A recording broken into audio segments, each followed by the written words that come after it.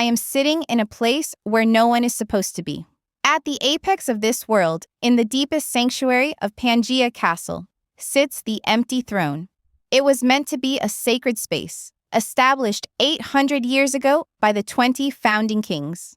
They swore that no single person would ever become a dictator, leaving the throne empty as a symbol of their eternal equality. And yet, here I sit. What do you feel when faced with this contradiction? Am I trampling upon the oath of the first 20 who supposedly saved this world? Or was this throne a colossal lie from the very beginning, designed to hide the existence of a singular ruler? Among Japanese readers, a spine-chilling inconsistency has been pointed out regarding the portrayal of the empty throne in Volume 90. Do you realize what was missing during that moment of absolute silence as the 5 elders knelt? It was words. The world's highest authorities bowed their heads without uttering a single syllable to this figure. Doesn't this eerie silence suggest that Imu is not merely a king, but the physical law of this world itself? Let's untangle the story logically. First, look at the 20 weapons thrust into the ground around the throne. While they symbolize the pledge of non-aggression, there are actually only 19. This is because the Nefertari family of Alabasta refused to join. But this raises a question. If Imu is indeed one of the first 20, how can they still be spending quiet moments admiring butterflies in the present day? Does the shadow of the perennial youth operation via the op-op fruit not flicker in your mind?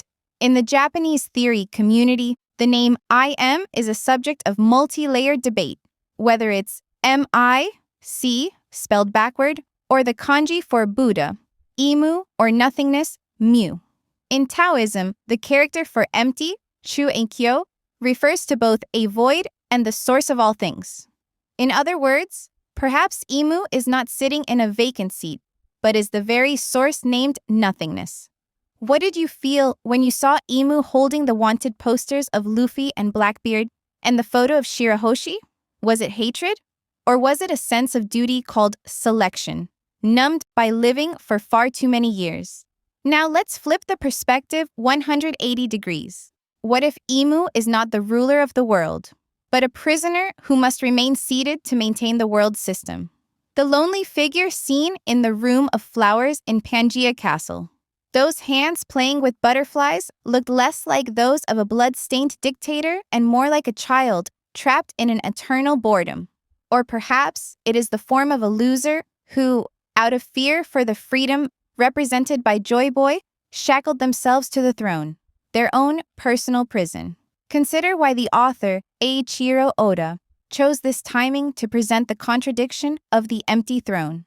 It feels like a message that the peace and equality we believe in are actually fragile fictions built upon the sacrifice of a single individual. I present to you a final choice.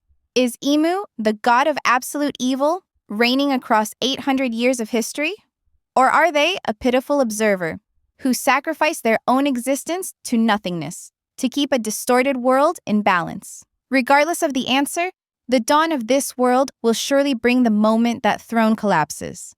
When it is finally destroyed, will the world gain true freedom, or will it sink into uncontrollable chaos? Which future would you hope for? If you caught even a glimpse of the truth hidden behind this lonely throne, please share your theories in the comments. In the next video, we'll dive even deeper into the relationship between the giant straw hat, sleeping in the basement of Pangaea Castle, and Imu. Don't lose sight of the light of truth. Subscribe and stay tuned. Are you ready to witness the end of this world of contradictions?